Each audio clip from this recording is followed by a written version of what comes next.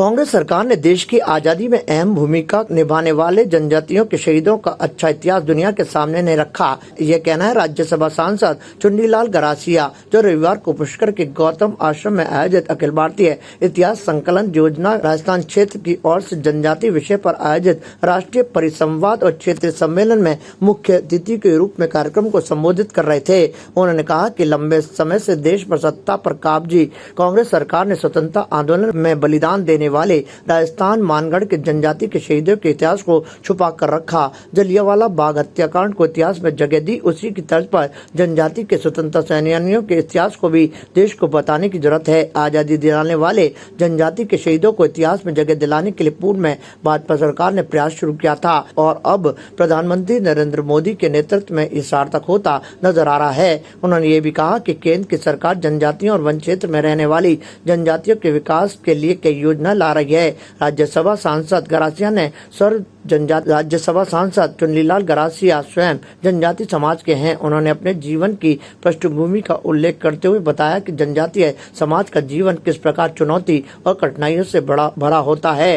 कार्यक्रम में मुख्य वक्ता अखिल भारतीय इतिहास संकलन योजना दिल्ली के राष्ट्रीय संगठक सचिव बालमुकुंद पांडे ने बताया कि संकलन योजना पूरे देश में जनजातीय इतिहास के क्षेत्र महत्वपूर्ण कार्य को अंजाम दे रही है। कार्यक्रम की अध्यक्षता कर रहे राजस्थान धरोहर संरक्षण और प्रोन्नति प्राधिकरण के अध्यक्ष ओंकार सिंह लखावत ने कहा कि देश भर से आए इतिहासकार यदि जनजातीय इतिहास से संबंधित को सुझाव देंगे तो प्राधिकरण उन सुझाव के माध्यम से जनजातीय इतिहास को लोगों के समक्ष रखेगा।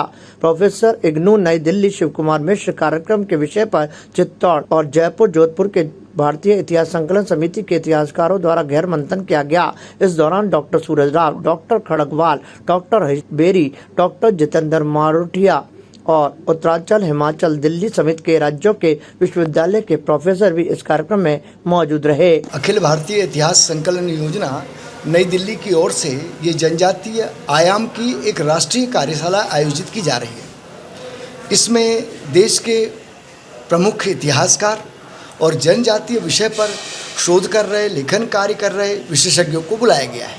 इसमें देश के गुजरात, महाराष्ट्र, मध्य प्रदेश, झारखंड, उड़ीसा, बिहार, पश्चिम बंगाल, हिमाचल प्रदेश और झारखंड आदि के भारत के विभिन्न प्रदेशों से प्रमुख इतिहासकार, जनजातीय विषय पर लिखने वाले अनुसंधानकर्ता, इनको आमंत्रित किया गया है। ये क्या क्या विषय पर काम कर रहे हैं, कैसे काम कर रहे हैं, इसके बारे में बताएंगे। जनजातीय विषय की प्रारंभिक जानकारी कहाँ से मिल सकती है, इसके प्राथमिक स्रोत किन किन अनुसंधान केंद्रों से प्राप्त हो सकते हैं, किन देश की विभिन्न लाइब्रेरियों में ये इनके प्राथमिक स्रोत प्राप्त हो सकते हैं और हम किन लोगों से संपर्क करें जिससे जनजाति के इतिहास, संस्कृति आदि के बारे में विभिन्न जानकारी प्राप्त कर सकें। ट्राइबल को हमारे राष्ट्र के साथ मुख्य धारा में आज तक जुड़ा रहा है, भविष्य में भी जुड़ा रहे। कुछ ऐसी शक्तियाँ जो हिंदुस्तान में आदिवासी, जनजाति, वनवासी, उनको राष्ट्र की मुख्य धारा से अलग करने के षड्यंत्र चल रहे हैं।